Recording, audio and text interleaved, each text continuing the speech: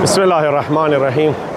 السلام علی الحسین و علی علی ابن الحسین و علی اولاد الحسین و علی اصحاب الحسین. یقینا مو کربلا کې موجود یو خوشقسمت کسانی هغه دي چې کوم کسان د زایرینو خدمات کوي. زایرین چې څوره دلته راځي هغوی د ځای کې امام حسین علیه السلام زیارت کوي. هغوی کوم مشکلات وي مختلف کسان د هغوی مختلف مشکلات حل کوي.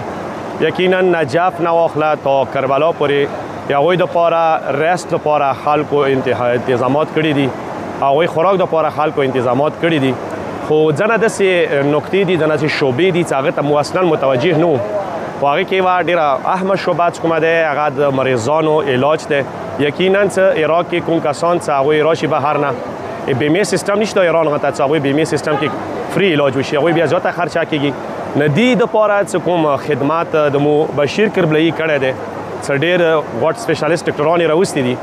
مخکې ښه داسې وو مو یو نوي نکته ولدله دې خدمات کې. هغه نکته دا دی چې مخکې به ته ډاکټر سې ورتلې چې پلانې ستنې باندې یا پلانې ځای کې ډاکټر دی کلینیک دی بیرشه خپل مریض وښیه. نه بشیر دغه یوه نکته کربلایي د هغه کړله بدله کړه. کوم ځای کې مریض دی ټلیفون یې ورته کړی دی دې مشي نه دی کړي خو د دې مشي ایمو مشي نه بهتره وه. مو نجف نه امام حسین ته مشي وکړه. دې د زایرینو هر یوه کور ته ډاکټر ورسولو. اول ویډیو مو واورېدله مو یقینا دعا ورته وکړله بیا دعا ورته کوو چې دې هر ځای کې چا څه مشکل و مریض و هغه علاج دپاره کسان ورسول. دویمه شعبه چې دې کومه راواخیستله دا ډېره مهمه شعبه دی چې کله کربلا کې تقریبا 2 کروڑ 2 کروڑ 3 کروڑ پورې زایرین جمع کېږي. د دغو زایرینو کوم پیغام وي کوم دغه ځای کې څه وشي د کربلا کې پاتې نشي د دنیا کونج کونج ته ورسیږي. د حسین پیغام رسول دي. که مخکې کوم منبر سیستم و هغه سیستم اوس سوشل میډیا ته راغلی دی. سوشل میډیا ذریعې سره اوس په کار دی د امام حسین پیغام خلکو ته دغه د موږ کوم صحافیان دي چې هغوی راغلي دي دا پیغام چې تاسو ته رسوي یقینا هغوی دا خدمت مولا حسین سره قبول دی چې هغوی امام حسین پیغام رسوي چې راشئ وکسو کربلا کې مهمان نوازي څومره دی دلته شجاعت څومره دی دغه ځای کې دوی کې صبر څومره دی دوی کې مهمان نوازي څومره دی دا محبت څومره دی ورکې. یو کاس عراق والا هغه یو کاس مچکۍ غویږي کې ارنسي چې ما کور ته راشئ ما کور بختور شي ما کور کې قدمونه کېږدوه ټول کال خپل څه جمع کړي 40 څو ورځو کې هغه خرج کړي.